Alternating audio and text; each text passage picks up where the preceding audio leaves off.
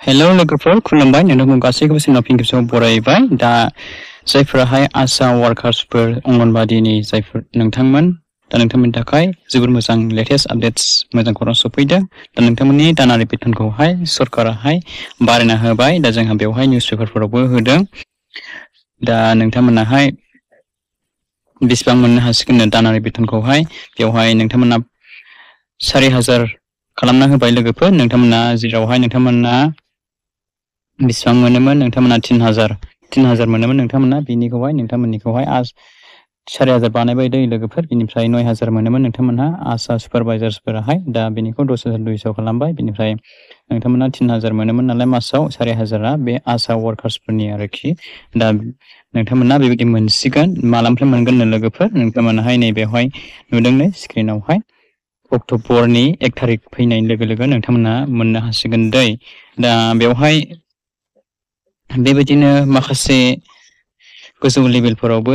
जेरैहाय जोंहा सेन्ट्रेल गभर्नमेन्टआहाय बे 2000नि जायगायावहाय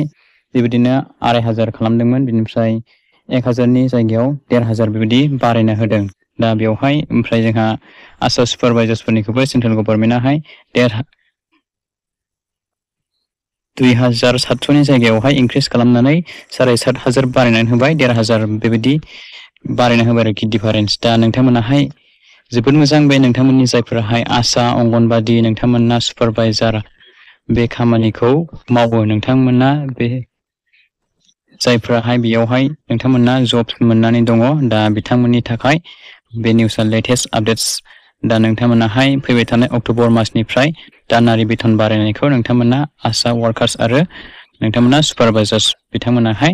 बे दानारि बेथनखौहाय नोंथांमोना मोननो थांगासिनो दं आरो मोनखासिगोनानो बेखौहाय जोंहा आसामनि सिम हिमन्त बिथां